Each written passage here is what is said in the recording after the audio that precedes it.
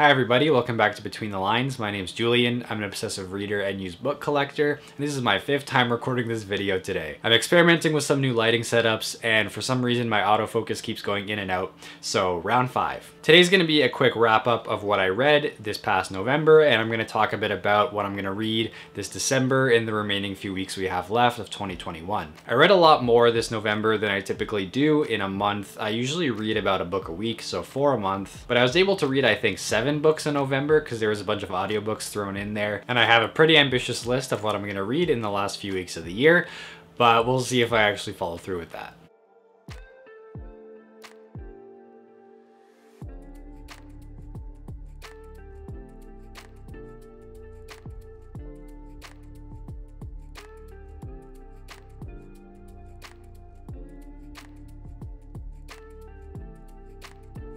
Alright, so what did I read this November? Well, on November 1st, I started reading The Eye of the World, book 1 of The Wheel of Time. I was doing this in an effort to read the first book in time for the show coming out, which I accomplished. I read it before the first episode dropped. I wanted to be part of that hype and that celebration of the show coming out with all of the fans being so excited for it, and I was able to start watching the show and not be too spoiled on things. Although I've had to stop where I am right now because I think some material from book 2 is being sprinkled into the episodes and I haven't gotten to book 2 yet.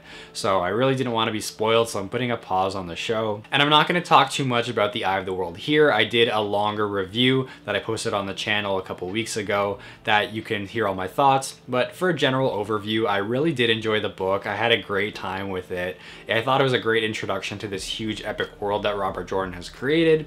And I feel like I can finally understand why so many people love this series. I'll be getting into book 2 this month and I can't wait. I've put it off a little bit because I don't want to go through this series too fast. I want to savor it and not rush through it, kind of like how I did the Dresden Files in some cases.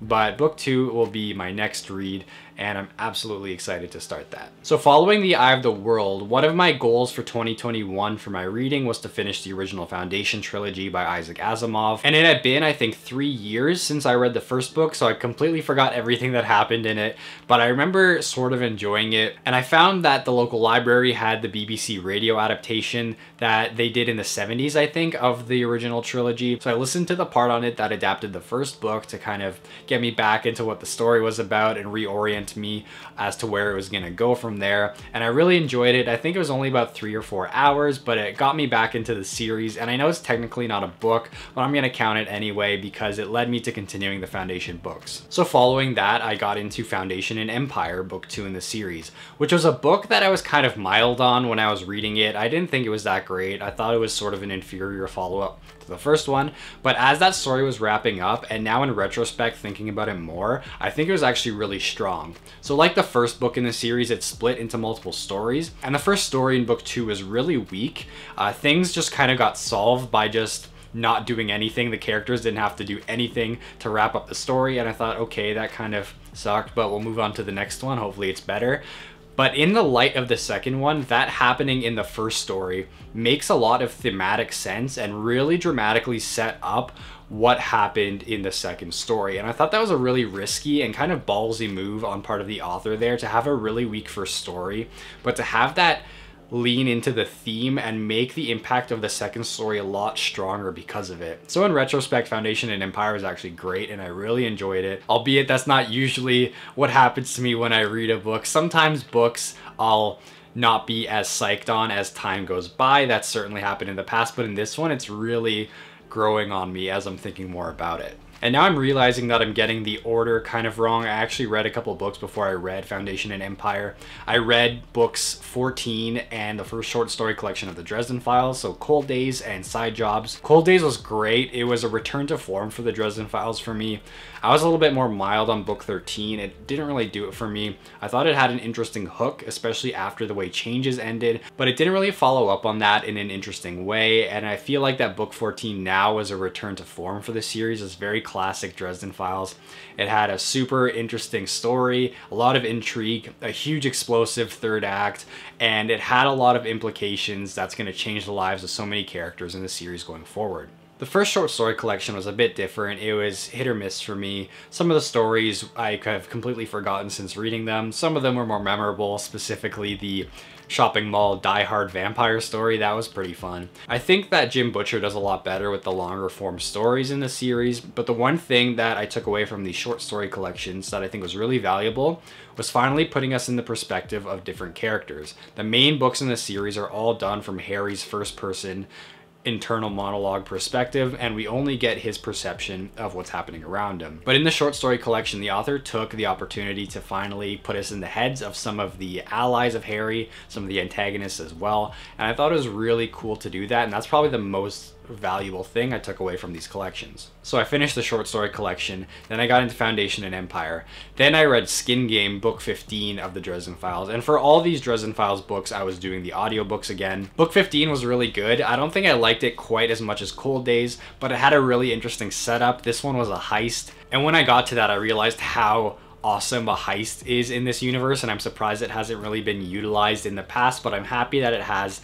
The blending of the fantasy and the crime elements was so good in this one, having it as a heist, and the fact that Harry wasn't necessarily with allies all the time in trying to pull off this heist was really cool. It didn't quite feel as high stakes to me as book 14 and have bigger, more character focused implications, but one thing I gotta commend it for is finally making me appreciate an antagonist in this series that I haven't really gotten into in the past. There's been this specific character who's popped up in a few of the other stories so far, and those entries to me have felt like some of the more weaker ones, and I never really fully enjoyed this character when he was around, but I think that the author did a better job of making me understand his character and giving him better motivations than necessarily just, you know, a mustache twirling, end of the world, bad guy sort of thing. It was a lot more intricate and deep here. And then following Skin Game, I read Brief Cases, the second short story collection, the Dresden Files, which was definitely an improvement over the first one. The perspective changes in this one, I feel like, were a lot more interesting, and in this case, they had different audiobook narrators narrate those different characters. I thought that was really cool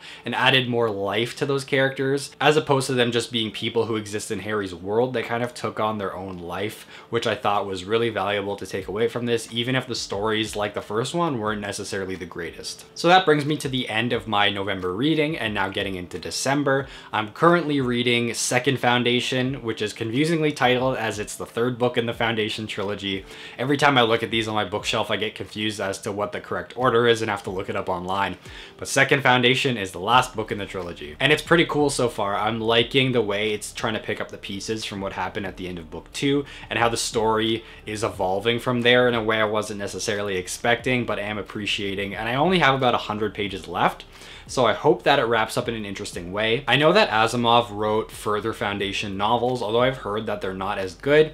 So I hope that in this case, if I choose not to pursue the other novels, that I'll get an ending that I can be satisfied with, in the event that I just want to call it at the end of this original trilogy and not necessarily go into the spin-off books. And once I finish Second Foundation, I will be getting into The Great Hunt. I've put it off too long now. I did want to space it out to not get burned out, but I feel like the time is now, and I really don't want to get spoiled on anything more in the TV show. So probably tomorrow or the next day I'll be starting The Great Hunt, and I've been looking forward to it for so long.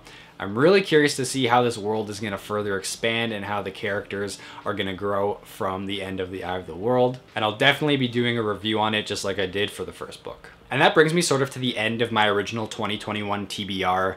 I really didn't have any further reading plans after The Great Hunt, but considering there's probably going to be some more time at the end of the year, I think I'll squeeze in an Agatha Christie. I've been meaning to read The Murder of Roger Ackroyd for a while. It's another in the Poirot case series that I've heard is one of the best that Agatha Christie wrote. So having a cozy whodunit in this cozy festive season will be something that I'm going to be looking forward to. And after The Murder of Roger Ackroyd, I want to get into Seasons of Albaddon, which is a book that a lot of people in this community have been talking lots about, and I've heard nothing but great things about this book. I believe it's a short story collection and it's fantasy, which is new for me. I don't read a lot of fantasy short stories. I'm mostly into horror and sci-fi for the short story format. I was actually lucky enough to win the audiobook in a giveaway, but I'm also going to buy the print version of the book to support the authors as well. I know they're a big part of this community, and you know, it's just good to give back to authors who are putting so much work into getting their stories out there, and I wanted to show my appreciation for that. And if there's time after that,